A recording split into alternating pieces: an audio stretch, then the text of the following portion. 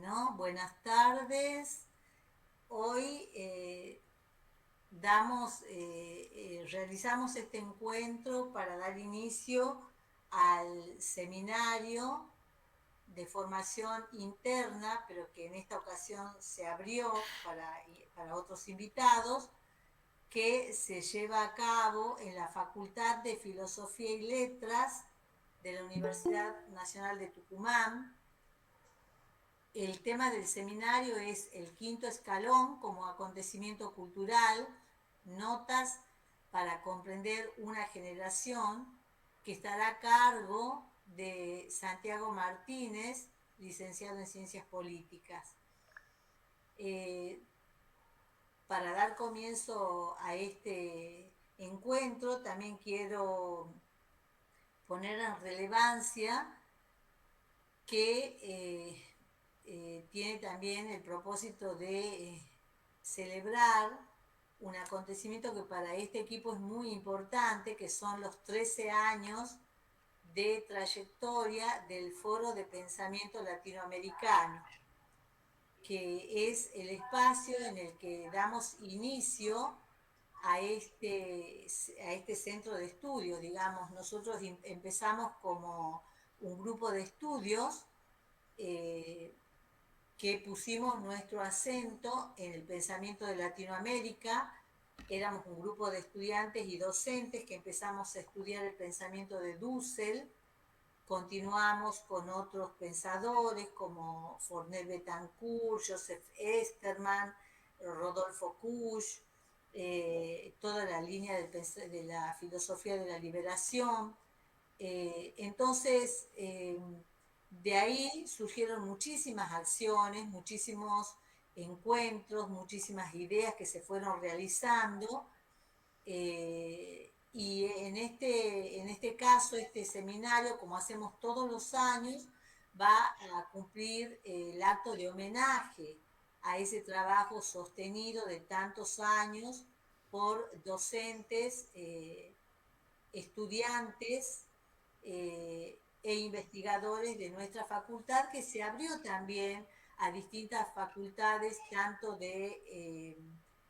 del NOA como de toda la región NEA, y también ahora a colegas de la UBA y de distintos puntos del país. Bueno, también así como tenemos eh, integrantes de nuestro equipo que están becados en Estados Unidos, que están becados, que están trabajando en Madrid, en Brasil. Entonces, bueno, seguimos manteniendo contacto con esos colegas y siguen retribuyendo a este espacio, ¿no? Eh, para continuar con esto, quiero decirles que tenemos que agradecer, para llevar a cabo estas actividades, el apoyo permanente del señor decano de la facultad, el profesor y magíster Sergio Robín, quien nos ha acercado sus saludos y sus felicitaciones por este trabajo, que está atento y presente en todas las acciones que llevamos a cabo, como así también de la doctora Mercedes Leal, vicerrectora de la Universidad Nacional de Tucumán, quien fuera durante 8 años decana de nuestra Facultad de Filosofía y Letras, que fue una etapa, digamos, en la que nuestro equipo tuvo un gran crecimiento, ¿no? Es una etapa en la que ese grupo de estudio pasó a consolidarse como un gran centro de desarrollo de investigación de todo el NOA y luego de todo el NEA, donde pudimos, gracias al aporte de esta profesora, de esta doctora, que era nuestra decana, llevar a cabo actos muy importantes. Yo diría que el más destacado fue el, el acto de declaración de la independencia cultural de nuestra América, que se llevó a cabo en la Facultad de Filosofía y Letras, que participaron el gobierno de la provincia, el gobierno de las distintas provincias del NOA. yo creo que Gladys se acuerda, como otros colegas, Silvia, bueno, todos los integrantes del equipo, y en ese caso, que fue promovido en gran medida por Adolfo Colón, uno de nuestros miembros honorarios del centro de estudio, y que logramos y se hizo con la firma de un manifiesto apoyado por más de 80 intelectuales de toda Latinoamérica y el Caribe. A raíz de lo cual este foro y este equipo tuvo que transitar por México, Cuba, en La Habana, Ecuador, Brasil, eh, Bolivia, en Perú, en distintos puntos de Latinoamérica para, digamos, refrendar, reeditar esta independencia cultural de nuestra América. También tuvimos actos fundamentales como fue la invitación y los cursos de posgrado que nos diera el doctor Raúl Fornet Betancourt, que enseña en la universidad en Alemania, y que es el creador del concepto de filosofía intercultural, como así también la visita que logramos con los cursos de posgrado que nos dictó el doctor Joseph Esterman, creador de la filosofía andina, autor de la lógica y de la filosofía andina, y que vinieran a Tucumán, que nosotros los invitamos, que dieron los cursos también para la UNCE, la Universidad de Santiago del Estero, y también compartieron con la comunidad de Aguita Calchaquí, bueno, una persona, digamos, con un dominio de 10 idiomas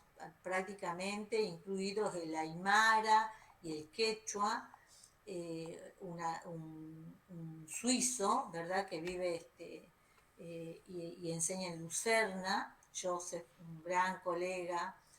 Entonces, todos estos pasos los pudimos hacer por el apoyo y la colaboración y el acompañamiento de las autoridades que hoy están al tanto de este acto que llevamos a cabo y que nosotros, digamos, agradecemos a todos la gente que siempre ha estado participando, los estudiantes que hoy ya son profesores, profesionales, a todos los colegas, a todos digamos, intelectuales de distintos puntos que siempre han estado disponibles para seguir adelante esta trayectoria del Foro de Pensamiento Latinoamericano, que hoy ya es centro de estudios transdisciplinares de nuestra América, de la Facultad de Filosofía y Letras de la Universidad Nacional de Tucumán, y que con justicia anhelamos, digamos, transitar hacia el estándar de instituto, ¿verdad?, de investigaciones, y que eso es una meta que ya nos pusimos y que seguramente la vamos a concretar. Está acá también presente el director del proyecto de investigación de este equipo, que ya tiene también 12 años de vigencia, que hemos ido transitando distintos directores, y hoy el director es Matías, el doctor Matías Ortega, del PIUN H740, claves para repensar y resignificar ideas y pautas culturales de la matriz cultural de nuestra América, y desde una visión transdisciplinar desde el norte grande argentino. Bueno, esto es a modo de presentación y de recordatorio de lo que es nuestra trayectoria para llegar a este momento. Pero hoy ya tenemos acá el encuentro, el motivo que nos convoca es, como les dije al principio, el seminario de formación interna que se llama El Quinto Escalón como acontecimiento cultural, notas para comprender una generación. Está a cargo de Santiago Martínez, licenciado en Ciencias Políticas por la UBA, en la Facultad de Ciencias Sociales, cursa la especialización en Filosofía Política en la Universidad Nacional General Sarmiento, que dirige el doctor Eduardo Rinesi. Está adscrito a la asignatura Teoría Política y Social 2 de la Facultad de Ciencias Sociales de la UBA.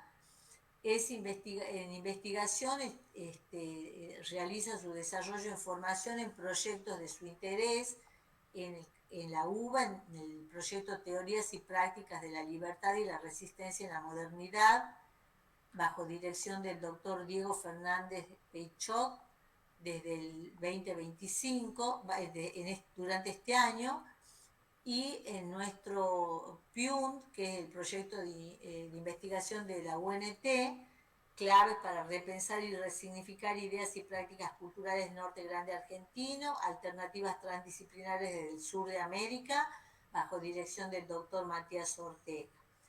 Él también participa en encuentros científicos, jornadas, congresos, seminarios como expositor ya y en muchos ha realizado como asistente en los temas de su interés. También ha sido consejero directivo de la Facultad de Ciencias Sociales de la UBA en el periodo está en este momento desde el 25 al 27. Bueno, brevemente lo presento a Santiago, de quien hay mucho más para decir, y solamente diré, porque ella se va a ocupar de abordar este tema, que él se ocupa de este fenómeno cultural, que el quinto escalón, que irrumpe en la escena social de nuestro país, para mostrar la potencia de su expresión y sus marcas en nuestra sociedad, y por cierto también los debates en el medio musical, donde generó una gran conmoción. Asume Santiago el reto de narrar una generación, una tarea de gran complejidad, y más aún tratándose de su propia generación, con una hipótesis que va a desarrollar en la presente exposición, y que va a dar lugar a nuevas posibilidades, a la emergencia de nuevas líneas de investigación, de hipótesis subsidiarias, criterios, etcétera, que abonan ese sendero de este gran desafío que emprende hoy Santiago, que consiste en comprender una generación, su propia generación, que es la generación que transitamos. Bueno, yo dejo hasta acá, Mónica Rufino y doctora Mónica Rufino, y ahora escuchamos a Santiago. Bueno, muchas gracias. ¿Cómo están? ¿Todo bien? Me puso muy contento saber que hubo gente que se sumó porque le interesó el tema, así que espero poder estar a la altura. No suelo hacer exposiciones de este estilo tan seguido, pero creo que va a poder. Eh, Primeramente recuperar esto del desafío de querer comprender a una generación, en mi propia generación, que tiene que ver también con, digamos, con una perspectiva teórica que a mí me interesa, que es que me interesa pensar a partir de donde estoy situado, y no creo poder realizar otro tipo de investigaciones que yo hago corriéndome de la generación de la cual yo mismo soy parte, y creo que de ahí no viene un interés por entender a la misma y comprenderla. Es a partir de un seminario justamente de posgrado que en filosofía de la cultura que hice, empecé a trabajar este tema en particular, que ya les anticipo que está pensado a partir de conceptos arentianos que después voy a pasar a explicar, como forma de que me ayuden a entender el juego entre cultura y política, por qué podemos denominar como un acontecimiento cultural al quinto escalón. Eh, También desarrollo el concepto de acción y discurso, todo como formas de seguir comprendiendo esto. Eh, y en ese sentido, igual, con lo que quería empezar, y mi idea inicial es como reconstruir un poco cómo podemos llegar hasta el quinto escalón. Y después voy a explicar también qué es una batalla de freestyle para que más o menos se entienda. Capaz podemos mostrar alguna foto como para que estemos todos más o menos en entendimiento. Pero lo más importante de marco general es entender que el quinto escalón es una liga de freestyle, de rap improvisado, y el rap es una disciplina que surge del hip hop, que capaz algunos más tienen en la cabeza el nombre de hip hop, que es es un movimiento artístico que surge en los 70 en Nueva York y que justamente fue dividido en distintas disciplinas, eh, algunas más conocidas que otras, como ser DJ es algo que surge del hip hop, el graffiti es también una disciplina del hip hop, el breakdancing, que es una forma de baile, y bueno, de donde termina decantando en las batallas de rap, que es el MCing, que es MC-ING, ¿no? El punto es que cada una de estas disciplinas expresa en diversos formatos una concepción del mundo que este movimiento artístico viene a proponer, eh, que hay varios distintos, como justamente DJ, que es como la fuente base, ahora voy a explicar un poquito más cómo surge, que tienen distintas frases que yo voy retomando. Todos los personajes que voy mencionando tienen nombres artísticos, ¿no? Entonces eso es un doble desafío que voy a tener en la medida que avance en la exposición.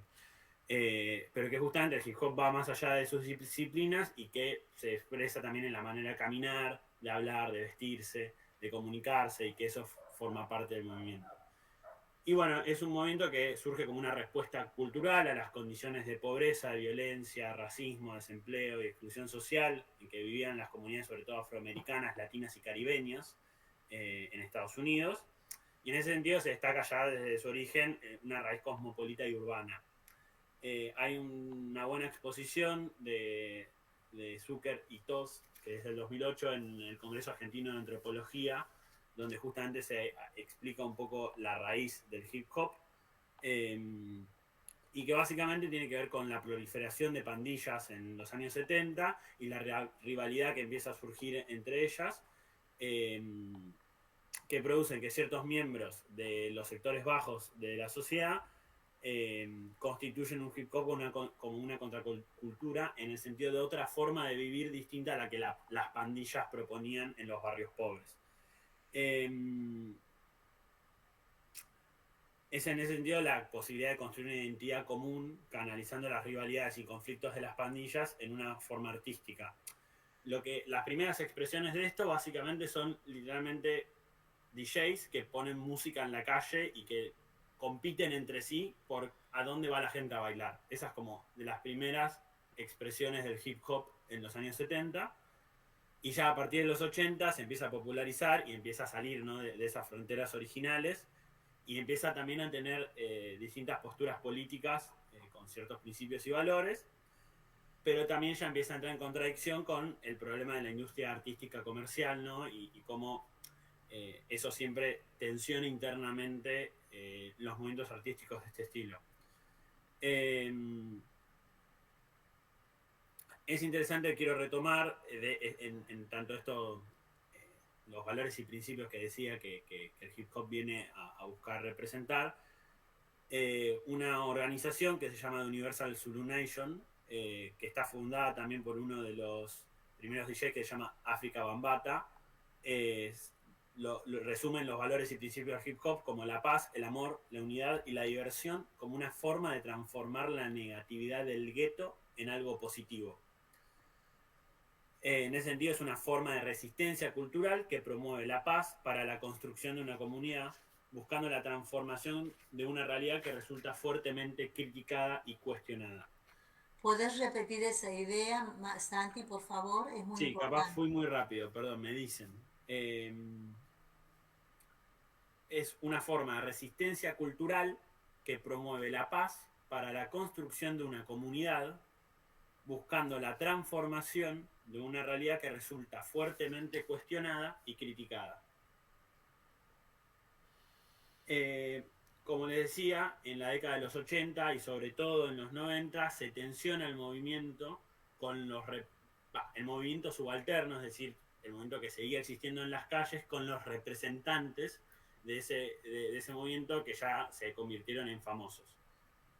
Es importante decir que el hip hop, digo, tanto en la música yankee, pero por ende a nivel mundial, marcó, ¿no?, un camino a seguir, que casi todos los distintos estilos musicales tomaron algo del hip hop como fuente musical, y sobre todo esto de algo que, digo, el DJ como concepto, que es algo que hoy en día, digo, es muy habitual, bueno, saber que tuvo un fuerte hincapié en esta cultura.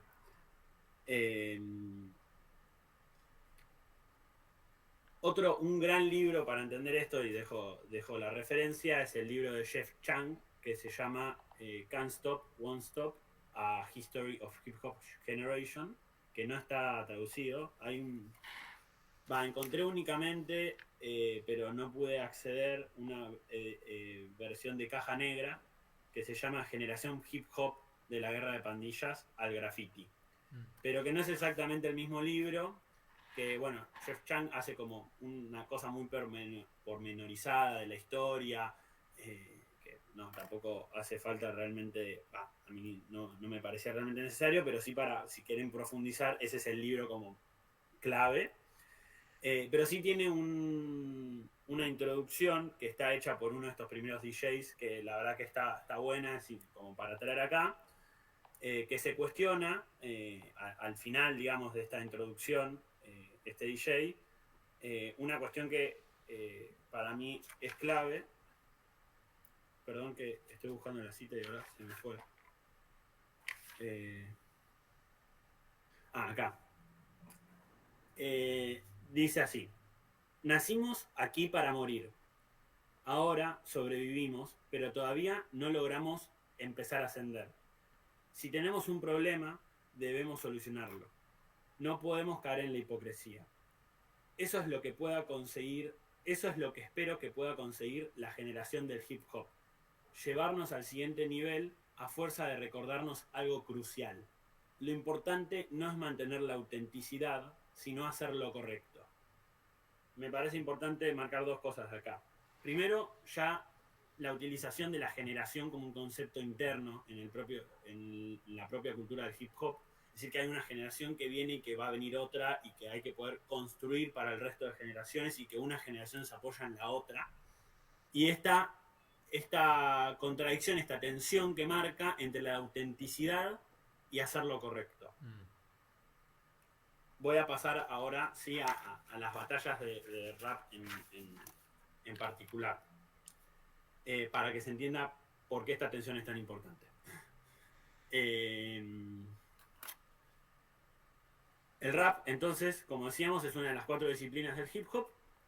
Voy a decir brevemente cómo termina surgiendo el rap, que es que en los shows de los DJs surge el MC, que se traduce como maestro de ceremonias, que es básicamente un complemento vocal a la música que el DJ creaba en el momento, ¿no? Viste que el DJ es algo improvisado. Bueno, arriba de esa improvisación se improvisaba vocalmente algo para incentivar al público a que baile.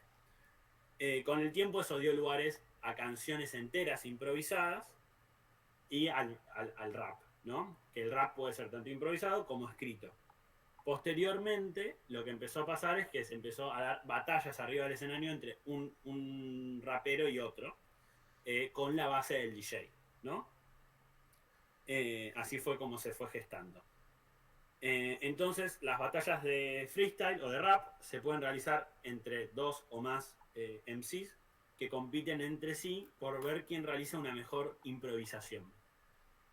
El contenido de las batallas se centra en general en la desautorización del otro mediante insultos o descalificaciones, y en la autovaloración propia como una forma de autoproclamarse el mejor, y esto es lo que quería decir, el más auténtico, ¿no? Y de encontrarnos a nosotros como ser más auténticos que el otro, más reales de alguna forma. No obstante, obvio, la complejidad y variación de las temáticas puede variar mucho caso a caso. ¿Por qué? Y esto es clave, que la constante en el freestyle es que hay una apelación al lenguaje compartido con el público en la búsqueda de su interpelación. Eh, Esto sobre todo se comprende muy fácilmente cuando entendemos que en las batallas originales es el público el que vota quién gana o quién pierde a viva voz la batalla. Esto actualmente ya no sucede, ahora se han, con el tiempo se normalizó la selección de jueces para que ocupen ese rol. Eh, Sin embargo, el público continúa siendo el actor determinante en las batallas. Eh, Puede, mediante su propia manifestación como público de apoyo o oposición, modificar los resultados y lo que sucede en la batalla misma. Eh, pero bueno, ¿no? A partir de la incorporación de jueces, ahí a su vez pasa algo interesante, que es que se formalizan, se establecen ciertos criterios de por qué alguien pierde o alguien gana, eh, y también eso empieza también a poder delimitar ciertas técnicas y estructuras de la propia disciplina que le dan un carácter más deportivo también, ¿no? Que eso igual a su vez aumenta la competitividad y la necesidad de una práctica y un esfuerzo individual por mejorar y estar a la altura de las batallas. Ahora sí, dentro de esto, digamos, de este mundo de lo que es, en términos generales, esta sería la definición general de una batalla de rap que les puedo dar. El quinto escalón específicamente fue una liga de freestyle, esto es importante, es una liga, no es una batalla que sucede un día y ya, sino que tenía una recurrencia quincenal, donde cada 15 días se juntaban, se sumaban puntos, al igual que cualquier liga, y a fin de año había un ganador, lo cual le daba otro tinte, que se realizaba en el Parque Rivadavia de la ciudad de Buenos Aires y se realizó entre 2012 y 2017. Sus características más claves es que se dio en una modalidad callejera, autoorganizada, libre y gratuita. Esto que traía de su carácter disruptivo de liga, esto no solía suceder, fue clave para la consolidación de un grupo de jóvenes competidores que se concentraban en ese mismo espacio, ¿no? Y que empezó a construir un lugar de reunión de un mismo grupo de personas. Y este es un solo ejemplo de muchos otros de cómo el quinto empezó a ser rápidamente un lugar para innovar en los formatos de las batallas de rap tradicionales. Se intentaba todo el tiempo pensar qué formato nuevo se le podía dar para que haya más o menos competidores, cómo se dividen los tiempos, porque cada uno tiene un tiempo, ¿no?, para rapear. Bueno, todas unas pequeñas cositas, pero que ya empiezan a mostrar esa intención de querer ir más allá. Como decía antes Pía, el creador del quinto escalón se llama Alejo Acosta, conocido como ICA, que con tan solo 13 años será quien crea el quinto escalón en el 2012, y que también rapea, pero es sobre todo el que toma el rol de ser quien dirige, alienta y modera las batallas, ¿no? Y el otro personaje clave en esta historia se llama Matías Werner, que en realidad su alias, y por lo que todos lo conocemos, se llama Mufasa, que se incorporó en la segunda fecha y que terminaría convirtiéndose en la dupla con ICA. Este tuvo un rol clave que tiene que ver más con la comunicación de todo esto, que fue quien registraba y publicaba de forma constante las batallas en internet. Ahora ya después voy a pasar a esa parte en particular que también es interesante. Que justamente es en gran medida haciendo un uso primerizo de las redes sociales ya en 2012 como medio para expandirse, es sobre todo en YouTube, donde el quinto escalón alcanza una popularidad que sin la utilización de las redes sociales hubiese sido imposible. Hay una nota de Lautaro Ferronato que yo después puedo pasar todo, si quieren, la bibliografía que fui usando, pero es interesante que marca justamente esto como una apropiación de los jóvenes de las redes sociales y sus nuevas formas de comunicación, que conducen a su vez a nuevas formas de producción y de consumo cultural. es interesante también como el streaming, que algo que hoy en día todos parece que está como súper establecido, que era, digamos, como un formato actual muy, muy reciente. Bueno, todos los en los momentos de furor del Quinto Escalón, todos los miembros originales hacían ya streaming en esa época, cuando era algo totalmente Claro. extraño, digamos, si no estabas en ese mundo. Bueno, eso como más o menos de lo que se trató el quinto. Ahora voy a pasar en realidad, como en términos generales, ahora quiero pasar a discutir una idea particular, que es por qué podemos definir al quinto escalón como un acontecimiento, ¿no? Que es lo que está en el título, que es un acontecimiento cultural. Para eso ya me meto directamente en la teoría política, específicamente en la teoría política de Arendt, y retomo un gran texto que en realidad es un libro, si a alguien de acá le interesa la teoría política, se lo recomiendo, que es perdón que lo tengo por acá está. Es un libro que se llama Métodos de Teoría Política, un manual que está hecho en el Instituto Gino Germani, publicado por el Instituto Gino Germani, de Luciano Noceto y Tomás Wixorek.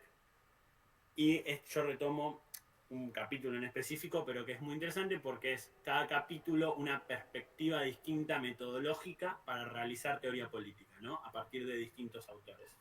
Yo retomo, para variar, el de Arendt, que lo escriben Lucía Carello y María Cecilia Padilla, y justamente rastrean en una filosofía como la de Arendt, donde claramente no había del todo delimitada una metodología, bueno, un método, el método de Arendt para poder estudiar teoría política. Y que su propuesta es que podemos encontrar justamente en Arendt una metodología de la comprensión de acontecimientos, que busca específicamente, en su caso, con el totalitarismo, captar la novedad de un suceso para hallar su verdadero significado.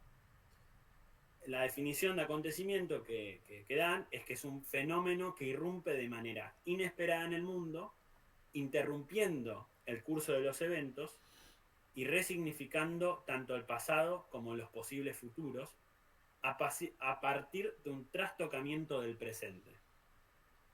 En ese sentido, la propuesta es que el acontecimiento es más que la suma de hechos anteriores, ya que justamente su carácter, ya que al tener ser una irrupción en el tiempo, posee un carácter iluminador que le da un sentido específico al pasado, pero sin ser una consecuencia necesaria del mismo. Es decir, acá hay una cuestión clave que es nosotros desde con el diario del lunes, digamos, capaz podemos decir era evidente que esto iba a pasar, pero lo interesante es que eso que parece evidente mirado desde hoy, en ese momento no era una necesidad, ¿no?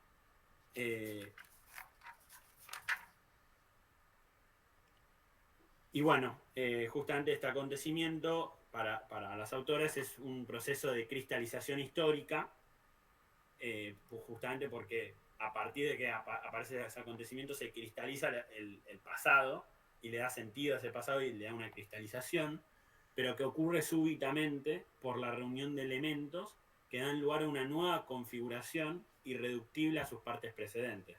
Digamos esto, ¿no? De que no es del todo, no hay una determinación, ¿no?, del pasado sobre ese acontecimiento. Lo interesante acá es que aquello que hilvana el acontecimiento con la cristalización es la narración como relato que define cuándo comienza y cuándo termina un acontecimiento. Acá hay algo que es un poco contradictorio, que es que se supone que, según las autoras, como que es complejo pensar el analizar acontecimientos tan cerca de la propia del propio suceso, ¿no? En ese sentido habría como una ansiedad por querer ir a estudiar el quinto escalón, digamos, como que no sería muy del todo correcto según ese argumento que construyen las autoras, de que hay que esperar tiempo para poder analizar un acontecimiento y comprenderlo realmente. Pero bueno, a mí me pasa esto de querer entender a mi propia generación, ¿no? Y eso conlleva ese desafío de entender lo que está sucediendo mientras sucede. Eh, Santi, por sí, favor, ¿podés hacer un breve repaso de la noción metodológica de Arendt para que quede más claro para los que no tienen estas lecturas? sí. Por favor. Eh,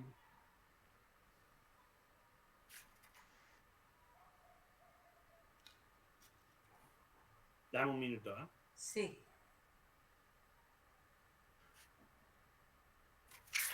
Básicamente, Arendt, lo voy a decir como en pocas palabras, como para que claro, Arendt, sobre todo la propuesta de estas autoras, ¿no? Porque es una interpretación de Arendt, es que cuando ella intenta estudiar los orígenes del totalitarismo, construye una metodología para entender los acontecimientos políticos y también extrapolable a los culturales. Después voy a por qué eso es así. Eh, y que lo que ella propone de los acontecimientos culturales es que son aquellos que nos permiten comprender el pasado de la forma en que sucedió, digamos, en la forma en que la propia historia nos exige que los entendamos, porque los acontecimientos son aquellos que le dan sentido a ese pasado de la forma tal cual la vemos ahora. ¿A qué voy? Si ese acontecimiento no hubiese sucedido, el pasado podría ser distinto. El pasado que nosotros nos damos a nosotros mismos no podría ser explicado de tal forma. Porque el acontecimiento es el que determina cómo nosotros podemos leer al pasado. Entonces, de esa forma, desde esa posición, había una propuesta por comprender todo el tiempo la política y la cultura, si se quiere, o la sociedad, si queremos decir, todo el tiempo a partir de acontecimientos, porque ellos son los que nos permitirían comprender la sociedad en general, la historia. Estoy ahí haciendo un par de paralelismos, pero para que se comprenda, ¿no?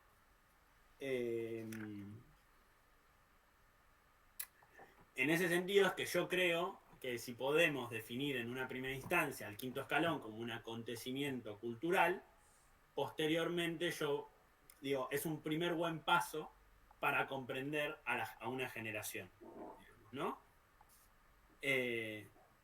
No sé si hay dudas, después voy a seguir retomando algunos conceptos más puntuales, pero ese como es la gran perspectiva metodológica.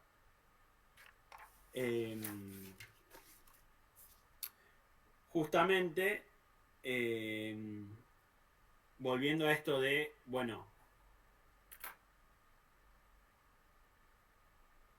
hay algo de que no podemos estudiar los acontecimientos cuando están sucediendo o hay que esperar varios años para que eso poder hacerlo. Lo interesante ahí que me parecía recalcar es que el quinto escalón se dio un final a sí mismo. Hizo un evento que se llamaba El Final, literalmente, cuando terminó. Y ahí yo simplemente dejo una pregunta que me parecía interesante, que es que quizás hay algo de las redes sociales como una forma de comunicación inmediata y constante que permiten justamente comprender esa narración en su totalidad, ¿no? Darle un inicio y un final. Y acá hay una cita de Mufasa, que era uno de los primeros creadores, que me parece muy interesante, que es, había un entendimiento colectivo respecto del hecho de que ya se había terminado, ¿no? Eso como me parecía que estaba bueno.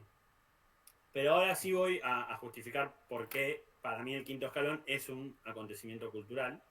Y de paso terminar de contarles cuál fue su historia, porque todavía no expliqué qué es, no expliqué qué es lo que pasó, ¿no?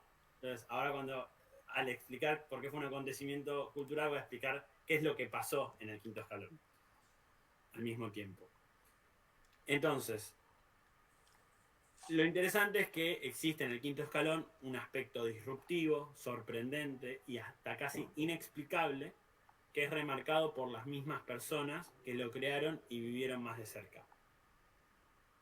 No solo hay un montón de notas respecto de esto, sino que hay un gran documental que se llama El Quinto Escalón, la historia, que lo pueden encontrar en YouTube, que está realizado por, por uno de los primeros jueces oficiales del Quinto Escalón, que narra es largo, tiene como 7 horas, pero narra todo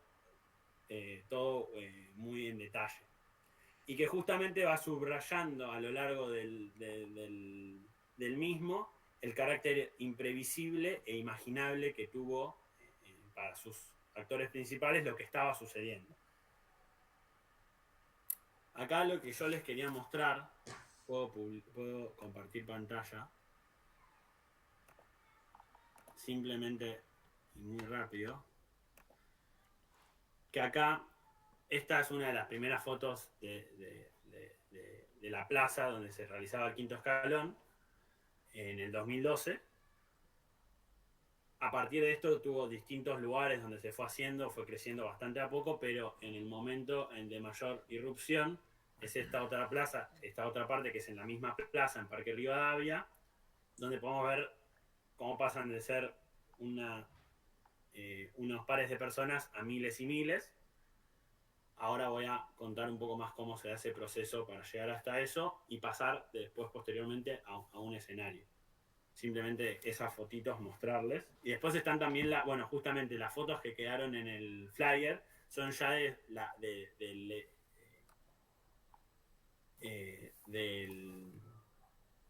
final, ¿no? De cuando hacen su evento final en un estadio. Entonces el quinto justamente comienza en un cuadrilátero muy chico hecho con cinta, hasta que justamente se consiguió la cantidad de gente, empezó a llegar una cantidad de gente desbordante que hizo que se tenga que pasar a un anfiteatro que hay en la realización, que hay en el Parque Rivadavia. Esto del recupero empieza en el 2012 y será a partir del 2016 recién cuando podemos ver la ebullición completa, ¿no? de este proceso, que pasa de un cuadrilátero improvisado a en el año 2016 la primera fecha pasa de un cuadrilátero improvisado en su primera fecha por la cantidad de gente que llegó ese año que no se esperaba, y empieza su exponencial crecimiento en redes. Voy a tirar unos números para que entendamos, para poder cuantificar lo que estoy intentando poner en palabras, que es que pasan de 125.000 reproducciones mensuales en YouTube en diciembre de 2015 a más de 700.000 en marzo de 2016, lo cual ya es casi triplicar, no, perdón, más sextuplicar la cantidad de reproducciones, lo cual sigue siendo poco en comparación a que en julio de ese año, o sea, 4 meses después, van a tener 2.500.000 reproducciones mensuales,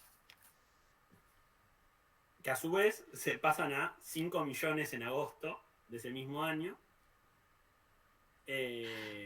donde sucede esto que les digo que pasa al anfiteatro, que se lo recuerda al anfiteatro como la época dorada del quinto escalón, como el momento de mayor ebullición.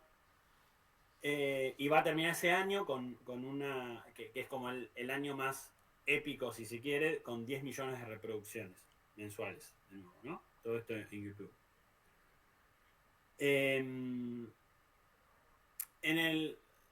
el anfiteatro se da esta situación de, bueno, un público enardecido donde se grita y, digo, una ebullición.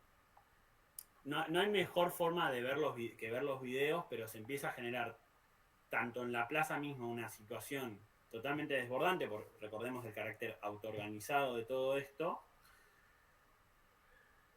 y que pero que a la vez alentaba a que siga sucediendo, ¿no? Porque era un nivel de fanatismo y de popularización de la gente que competía ahí, que realmente empezaba a ser extraordinario e inexplicable para la gente. Digo, no es que el freestyle era algo conocido, sino que empieza, sobre todo a partir de las redes sociales, a empezar a llegar mucha gente a todos los domingos que se realizaba. Ahí sucede algo bastante, se desborda un poco la situación, ya dejando el 2016 atrás, en el último año, en 2017, a principio de ese año, se desborda la situación en la plaza y empieza a ser un poco incontrolable para los propios organizadores, no solo la cantidad de gente que había, sino la seguridad para toda esa gente y también que el propio show sea sostenible con toda esa gente, digamos, que la gente escuche. Retomo acá algo importante, que es que todo esto era sin micrófono, todo a viva voz, la gente tiene, está el hecho de se gritan las rimas de los competidores y eso ya era como se da una situación un poco casi negativa para el propio show. Y es ahí que finalmente la Ciudad de Buenos Aires da la solución otorgando la infraestructura necesaria para que todo ese año se arme un escenario en Parque Rivadavia y se arme un espectáculo con esa infraestructura, conteniendo a la masividad de gente que había ahí. Es este hecho que realmente siento que mis palabras como que no dan cuenta realmente de lo que sucedió ahí, pero por esa escalada que yo creo que se puede pensar como un acontecimiento que realmente marcó un antes y un después, tanto en la escena cultural argentina, pero también en la latinoamericana y en el mundo hispanohablante, que es como se suele autodefinir el mundo de batallas de rap, se lo define en función del idioma. Y que justamente el Quinto Escalón produjo una irrupción cultural de tal medida que resulta medio difícil medir sus consecuencias, en tanto que se extienden a una diversidad de expresiones artísticas muy símiles y mismo en el lenguaje común de la juventud y de la forma en que se utilizan las redes sociales hoy en día. Y que también se descubren una subtrama de relaciones y vínculos que tienen como origen o catalizador al quinto entre personas que hoy en día son muy influyentes en la cultura joven del país y que como mínimo ahí yo tiendo a afirmar que modificó radical y definitivamente las competencias de freestyle en español y que la industria del freestyle sea lo que es hoy, que es bastante grande. Y de máxima podríamos decir que dejó una huella en la cultura joven del país, que difícilmente al menos puede ser, que no puede ser ignorada o rechazada si se la quiere comprender. Tanto en la música específicamente, digamos, hoy vemos, bueno, como decía Pia al principio, Duki, ICA, un montón de músicos salieron de ahí y otros tantos, o necesariamente cualquier músico joven hoy en día, para estar en el mainstream, tiene que haber escuchado lo que sucedió en el Quinto Escalón, tiene que tener algo, yo lo digo como lo había logrado escribir de una forma interesante, pero ahora se me fue. Pero bueno, como que hay un aroma, ¿no? Siempre al Quinto Escalón en la música, que no puede ser para mí negado. Incluso hace poco se viralizó mucho un video de un artista que se hizo conocido hace los últimos 3 años, llama Milo J, de un video de él en el quinto escalón, justamente, que fue a escuchar una batalla. Bueno, hace poco se hizo viral ese video y me pareció, bueno, un síntoma de esto, ¿no? Ahora, si podamos más o menos estar de acuerdo, tampoco, bueno, ya, Mónica, te mentí, hice bastante más, estoy tardando bastante más de lo que pensé. Pero puedo más o menos cerrar, porque si quieren, como para también abrir a comentarios, es básicamente tomar que en Arendt hay un claro rol de, bueno,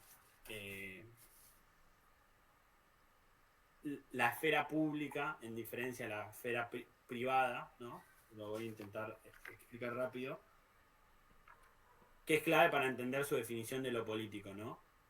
Arendt diferencia entre política y político, ¿no? Entre lo instituido y lo instituyente, y le pone claramente la apuesta todo el tiempo por el momento de lo político, del momento de irrupción, que se rompe el orden, ¿no? Para que aparezca algo nuevo.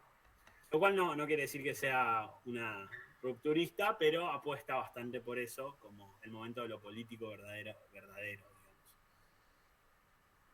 En ese sentido, para Arendt hay una contradicción, una tensión inherente entre cultura y política, porque la cultura está dentro de la esfera privada, es una producción privada que necesita del reconocimiento público para terminar de manifestarse como tal, ¿no? Es una producción privada que se manifiesta en el orden público.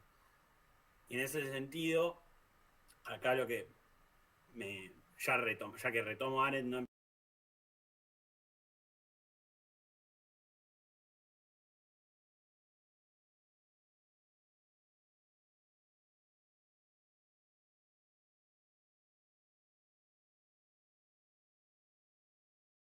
empiezo a querer ser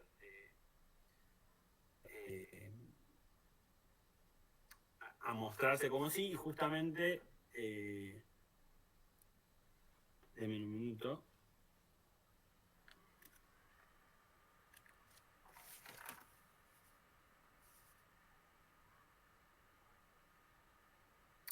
Justamente el quinto escalón es un acontecimiento cultural que sucede explícitamente en la esfera pública y que no puede desconocerse de eso, y que de alguna forma busca constantemente la interpelación de lo público, el reconocimiento entre mutuos de ser ciudadanos comunes, que eso es como una condición de la esfera pública para Arendt, pero que en esa esfera pública se da una discusión en torno a qué es lo común a todos nosotros.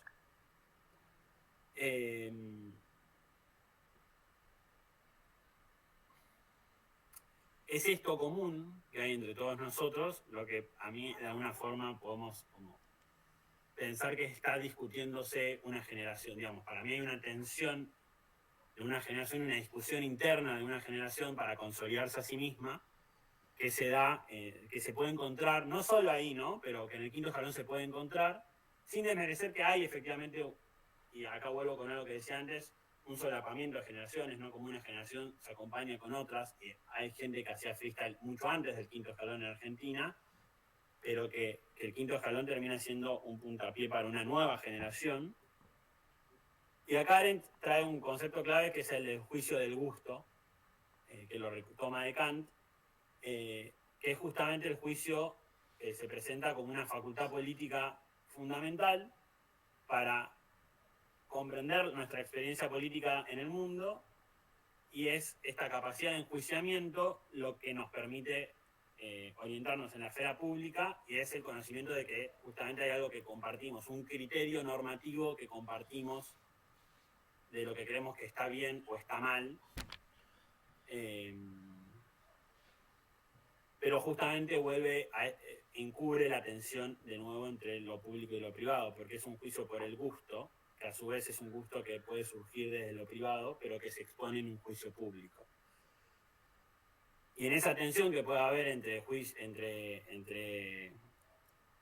entre juicios disímiles, pero que podamos llegar a un acuerdo de alguna forma entre qué es lo que hay de común en todas nuestras perspectivas.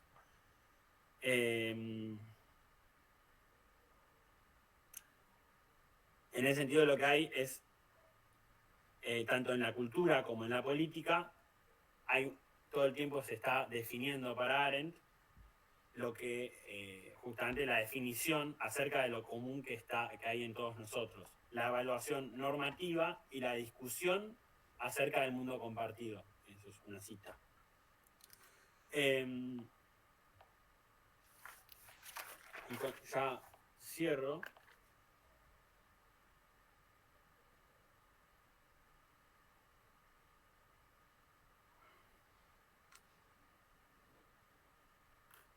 acá voy a retomar algo que decía antes para cerrar, que es esto de la autenticidad, ¿no? De la cita inicial que les leí hace un rato de dejar de querer ser el más auténtico y querer ser el mejor.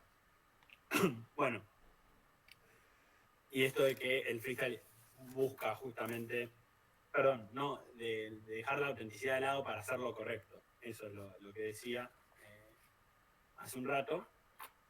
Bueno, y del freestyle como un lugar donde justamente se pone en juego la autenticidad. Para mí hay una tensión y algo que se jugó ahí, de que una generación pudo construir algo común que se diluyó y hubo un crecimiento posteriormente de las figuras más individuales que surgieron de eso y que expresan eso común, pero que quedó en el pasado.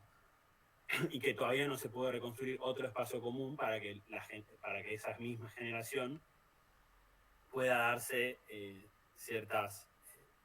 esta misma discusión de qué es lo común a esa generación, ¿no?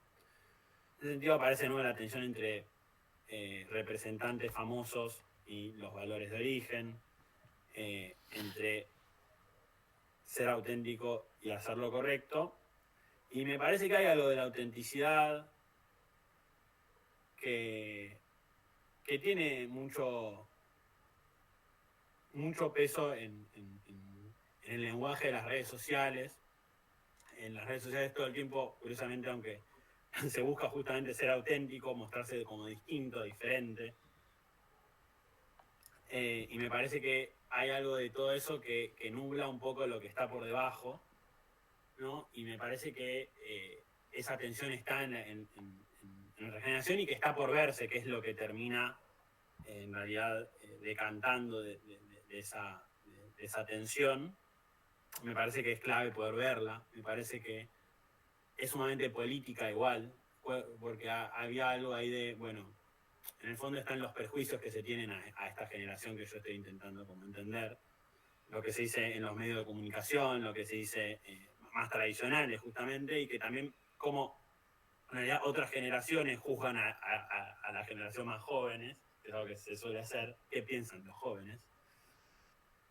Bueno, yo creo que está por verse en realidad qué piensan los jóvenes y que en realidad lo estamos discutiendo, qué pensamos. Me parece que hay, pero me parece que claramente está en otro lenguaje, va en otra trama muy distinta que tiene que ver con las redes sociales, que tiene que ver con la autenticidad y con no encontrar un espacio público igualmente, porque las redes sociales, al menos para mí, no funcionan como ese espacio público que al menos Arendt pensaba. Me parece que esa tensión es clave y que construir algo común donde poder destrabar esa tensión de alguna forma y que siga su camino es lo que va a suceder en algún momento. Digo, para mí tiene que de alguna forma volver digo, hay algo de la esfera pública como el lugar donde nos reunimos, donde volvemos a encontrarnos entre nosotros, en un lugar donde claramente y que nos reconocemos como distintos pero iguales en un mismo espacio, que me parece que efectivamente el quinto escalón lo fue, por sus propias características estructurales de alguna forma, pero también por